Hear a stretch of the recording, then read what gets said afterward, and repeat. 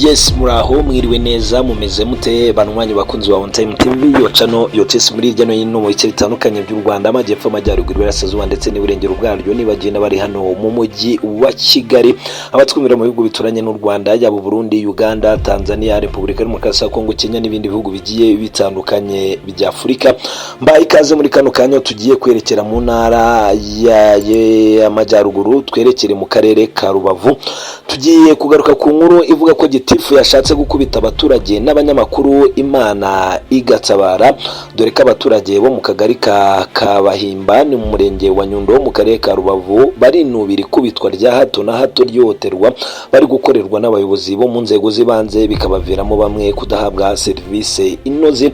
Na makuru ngira ngo nimumara kwiyumva muze kuma ibitekerezo byanyu munyandikira muri comment, mukande like, mukoresha ni utarakora subscribe nawe wikore urakana kwa no magambo yanditse mu subscribe ari imbere z'On Time TV arahitaza akamenyetso k'inzogera kuga kandeho aho wibere mu rugo mu kazi no mu zindi gahunda zigiye zitandukanye. Turajya tukwereza ubutumwa bugufi notification, bityo we mu bambere bamenya ibigenda bivugirwa hirya no hino, dore ko umunsi kundi saa kwindi tubagezaho inkuru nyamukuru mu nkuru ziri kuvugwa muri politike, mu buzima, mu mikino, mu burezi, mu muco, mu iyobokamana ndetse n'utundi. Reka rero tugaruke kuri no nkuru iturutse mu karere ka Rubavu aho Gitifu ngo yashatse gukubita abaturage n'abanyamakuru Imana igakinga akaboko, nk'uko bano baturage bakomeza kugenda babivuga, aho bamwe muri bano baturage babwiye itangazamakuru ko hari abayobozi batagikwiye kwitwira izina, ahubwo ko bahindutse abategetsi kubera ko iyo bagejejweho ikibazo ngo rimwe na rimwe usanga aho kugikemura bakirengagiza bakaba banafunga baje kwaka serivisi mu gihe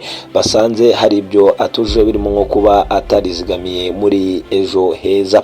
Bano baturage nk'uko babitangarije BTN TV dukesha amakuru baragira bati abayobozi ba hano bo mu nzego z'ibanze baratuzutaguza bakadukubita inkoni, bahindutse abategetsi nawe ugipfa kubagana atekanye kubera ubwoba batubitsemo, baraduhotera aho kudukemurira ikibazo.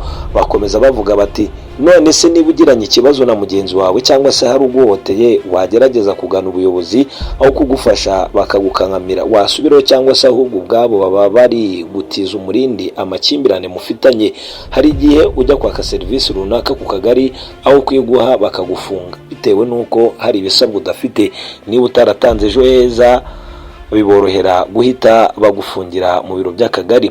Imyitwarire idahitse ishinjwa abayobozi bo mu nzego z'ibanze ni nayo yagaragaye ku munyamabanga nshingwabikorwa w'akagari ka Kabahimba Dusabimana Emmanuel waje yoke n'aba baturage bari kuganiriza ndetse akanahamya imbere y'ibikoresho bifata amajwi n'amashusho bya BTN ko nibakomeza gutanga amakuru bari bubiryozwe, ikindi byaba ngombwa akangiza ibikoresho by'umunyamakuru.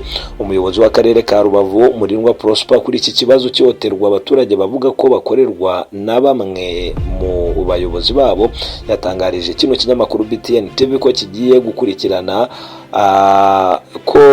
kigiye gukurikiranwa noneho hagira ugaragara haya makosa agahanwa, ariko nyuma yuko hasuzumwe niba ibivugwa ari ukuri.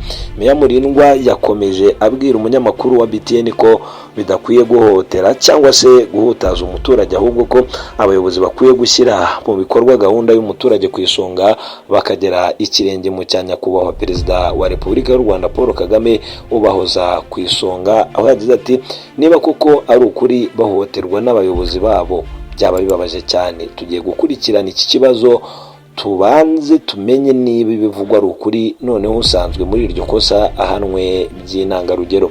Abayobozi twese tugomba gushyira umuturage ku isonga tukagera ikirenge mu cyanya kuba Perezida wa Repubulika y'u Rwanda Paul Kagame ubahoza ku isonga.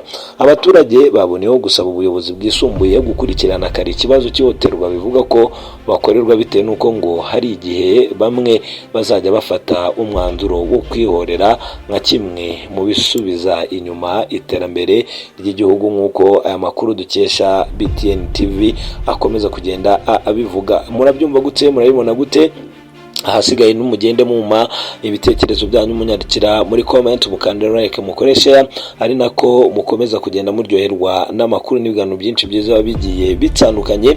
Amakuru tuyasoreze ku makuru aturuka mu ntara y'amajyepfo, tujye mu karere ka Nyanza aho Ribo yataye muri yombi uwari meya wa kano karere, dore ko ku munsi wo kuwa gatatu tariki ya 16 Mata 2025 ari urwego rw'igihugu rw'ubugenzacyaha RIB rwateye muri yombi Nazinda Erasme wari umuyobozi w'aka karere ka Nyanza nyuma y'igihe gito yegujwe.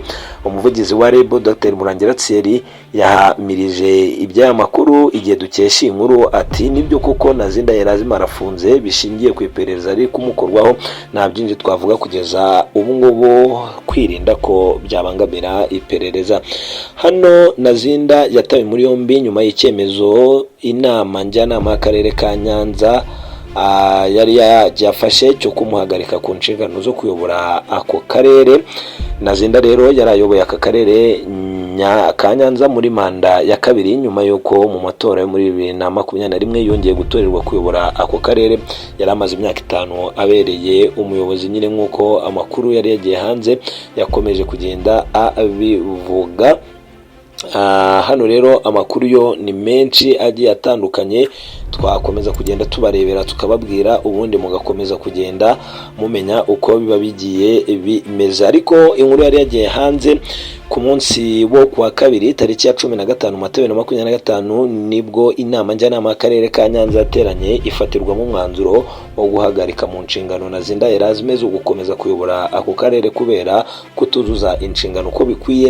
Ni amakuru yagiye hanze binyuze mu itangazo ryashyizwe ku rubuga rwa X rw'akarere ka Nyanza, aho ryavuga ko inama idasanzwe y'inama njyanama y'akarere ka Nyanza yafashe umwanzuro wo guhagarika bwana Nazinda Erasme ku nshingano zo kuyobora aka karere hashingiwe ku itegeko nomero 035/2021 rigenga akarere mu ngingo yaryo ya 11.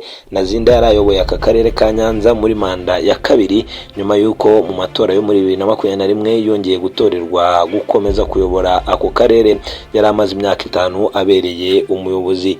Mu mashuri yize, Nazinda Erasme afite impamyabumenyi y'icyiciro cya gatatu cya kaminuza mu bijyanye no gutunganya imijyi yakuye i Laval muri Canada muri 2021.